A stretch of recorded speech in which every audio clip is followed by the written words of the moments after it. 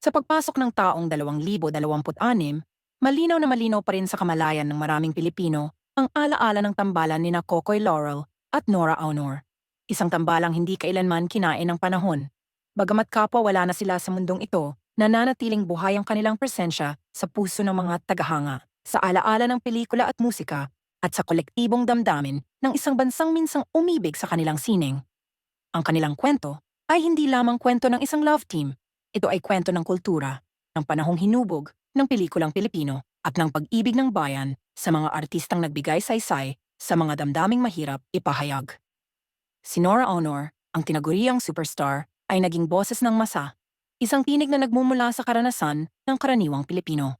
Sa bawat sulyap ng kanyang mga mata, sa bawat himig ng kanyang tinig, may kwentong isinasalaysay, kwento ng pangarap, pagkatalo, at muling pagbangon.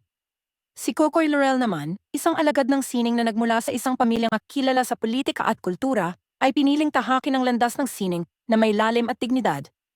Sa pagsasanib ng kanilang talento, nabuo ang isang kakaibang kimika, isang tahimik ngunit makapangyarihang ugnayan na hindi kailangang sumigaw upang maramdaman. Hindi naging madali ang paghubog ng kanilang tambalan. Sa panahong nangingibabaw ang formula at komersyalismo, pinili ng kanilang mga proyekto ang lalim kaysa kinang. Ang kanilang mga pelikula ay hindi laging tungkol sa perpektong pag-ibig, bagkus ito ay tungkol sa mga sugat, sa mga salitang hindi nasabi, at sa mga pagkakataong pinalampas. Dito minahal ng mga manonood ang tambalan ni na Kokoy at Nora dahil totoo, dahil hindi nagkukunwari, at dahil nagmumukhang tunay na buhay.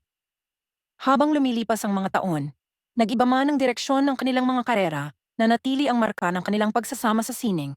Ang mga tagahanga ay patuloy na nagbabalik tanaw sa kanilang mga pelikula, paulit-ulit na pinapanood ang mga eksenang nagbigay luha at nagpaunawa at sa maraming manonood na ang pag-ibig ay hindi laging nagwawakas sa kasiyahan. May mga pagkakataong mas mahalaga ang alaala kaysa sa aktwal na pagsasama, at ito ang aral na iniwan ng kanilang tambalan. Pagsapit ng dekada 2020, nang pumanaw ang isa at sumunod ang isa pa, tila may bahaging nawala sa kasaysayan ng pelikulang Pilipino. Ngunit sa halip na tuluyang maglaho, mas lalong tumibay ang alaala ng kanilang tambalan. Sa social media, sa mga forum ng pelikula, at sa mga pagtitipon ng mga tagahanga, patuloy ang pag-uusap tungkol sa kanilang impluensya. May mga kabataang hindi na inabutan ng kasagsagan ng kanilang karera, ngunit natutong magmahal sa kanilang sining sa pamamagitan ng mga restorasyon ng pelikula at pagbabahagi ng mga lumang panayam. Sa taong 2026, ang kanilang tambalan ay nagsisilbing paalala ng isang panahon kung kailan ang sining ay pinahahalagahan hindi lamang sa dami ng kinita, kundi sa lalim ng naiparamdam. Ang mga pelikula ni na Kokoy at Nora ay pinag-aaralan na ngayon sa mga klase ng pelikula at sining, tinatalakay ang kanilang mga karakter, ang paggamit ng katahimikan, at ang husay ng pag-arte na hindi umaasa sa malalaking eksena kundi sa maliliit na galaw na puno ng kahulugan. Hindi maikakaila na may mga haka-haka at tanong na patuloy na bumabalot sa kanilang kwento. May pag-ibig bang namuo sa likod ng kamera? May mga damdaming hindi kailanman nabigyan ng pagkakataong umusbong? Para sa mga tagahanga, ang mga tanong na ito ay bahagi ng romansa ng kanilang tambalan. Hindi mahalaga kung may malinaw na sagot. Ang mahalaga ay ang espasyong iniwan nila para sa imahinasyon, para sa pag-asa, at para sa pag-unawa na may mga kwentong mas maganda kapag nananatiling misteryo. Ang impluensya ni na Kokoy Laurel at Nora Aunor ay makikita rin sa mga sumunod na henerasyon ng artista. Maraming aktor at aktres ang umamin na hinubog sila ng mga pelikulang kanilang pinanood. At madalas na binabanggit ang husay ni na Kokoy at Nora sa paglikha ng tensyon at emosyon na hindi kailangang ipilit. Sa isang industriya na mabilis magbago, ang kanilang pamana ay nagsisilbing ugat. Isang pundasyong maaaring balikan ng sinumang nais lumikha ng sining na may saysay. Sa mga fan gathering at online tributes, madalas marinig ang parehong damdamin, ang pasasalamat. Pasasalamat sa mga sandaling ibinahagi nila sa mga manonood, sa mga luhang pinunasan ng kanilang mga kwento, at sa pag-asang muling natagpuan sa gitna ng lungkot. Ang kanilang tambalan ay naging kanlungan ng damdamin, isang lugar kung saan maaaring magpahinga ang puso. May mga awiting kaugnay ng kanilang mga pelikula na patuloy na pinapakinggan, mga linya ng dialogo na inuulit-ulit, at mga eksenang nagiging viral kahit lumipas na ang maraming taon. Sa ganitong paraan, nananatiling buhay ang kanilang sining, hindi bilang relikya ng nakaraan, kundi bilang aktibong bahagi ng kasalukuyan. Ang teknolohiya ay naging tulay upang ang kanilang kwento ay maaabot ang mga bagong manonood, pinatutunayan na ang tunay na sining ay walang hangganan ng panahon. Kung tatanungin kung bakit nananatili ang tambalan ni Kokoy at Nora sa puso ng mga tagahanga hanggang 2026, ang sagot ay simple ngunit malalim dahil sila ay naging tapat. Tapat sa kanilang mga karakter, tapat sa emosyon, at tapat sa sining. Sa mundong puno ng ingay, ang kanilang katahimikan ang umalingaw sa panahong puno ng ilusyon, ang kanilang katotohanan ang nanaig. Sa huli, ang kwento ni Kokoy Laurel at Nora Aunor ay hindi nagtatapos sa kanilang pagpanaw. Ito ay nagpapatuloy sa bawat panonood, sa bawat pag-alala at sa bawat pusong muling tinatamaan ng kanilang sining. Sa taong 2026 at sa mga susunod pang taon, mananatili silang magkasama, hindi na sa entablado o sa harap ng kamera, kundi sa alaala ng bayan. At doon, sa walang hanggang espasyo ng gunita at pag-ibig, ang kanilang tambalan ay magpapatuloy magpakailanman.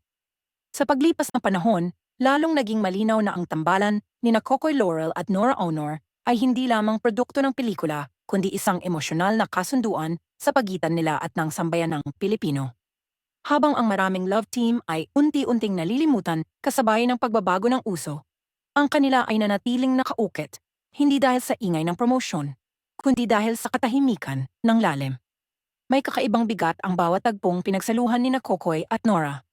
Hindi nila kailangang magsalita ng mahahabang dialogo upang maipahayag ang damdamin.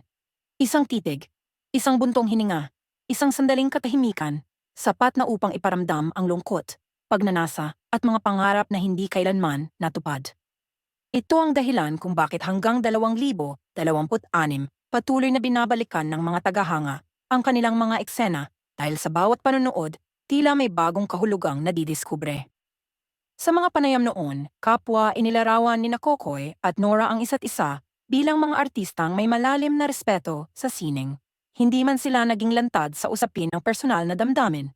Ramdam ng publiko, ang uri ng koneksyong bihirang makita, isang ugnayang binuo sa tiwala, paghanga, at parehong paniniwala na ang sining ay higit sa pansariling interes.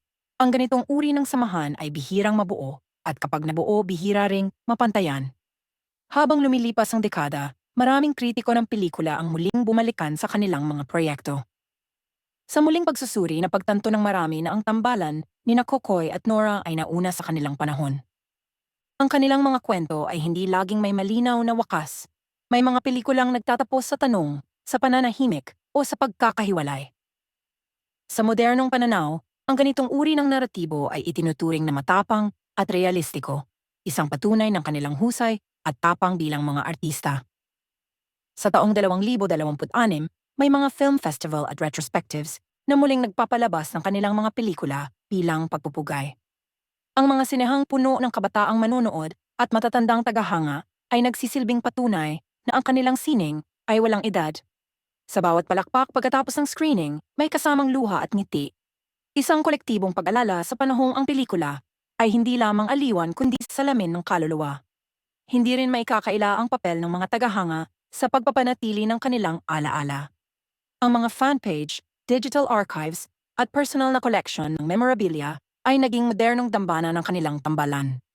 May mga nagkukwento kung paano nila unang napanood ang pelikula ni Kokoy at Nora kasama ang kanilang mga magulang o lolo't lola. Isang karanasang nagiging tulay sa pagitan ng mga henerasyon. Sa ganitong paraan, ang kanilang kwento ay patuloy na isinasalin hindi lamang sa salita kundi sa damdamin. Sa gitna ng lahat ng ito, nananatiling sentro ang figura ni Nora Aunor bilang superstar na hindi kailanman lumayo sa masa. Ang kanyang pakikipagtambal kay Kokoy Laurel ay nagbigay daan upang mas mailantad ang lalim ng kanyang pag-arte.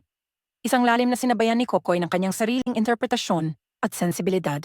Ang kanilang tambalan ay naging espasyo kung saan ang dalawang magkaibang mundo ay nagtagpo at nagkaunawaan. Para kay Kokoy Laurel, ang pagiging bahagi ng tambalang ito ay hindi lamang isang yugto ng kanyang karera, kundi isang pamana.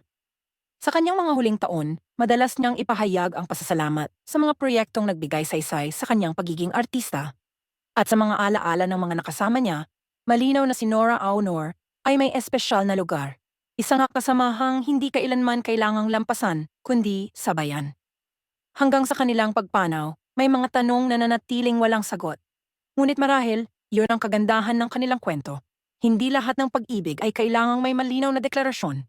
Hindi lahat ng damdamin ay kailangang ipagsigawan. Sa katahimikan ng kanilang tambalan, natagpuan ng mga manonood ang sarili nilang mga kwento, mga pag-ibig na hindi natupad, mga pangarap na iniwan, at mga alaala na patuloy na binabalikan.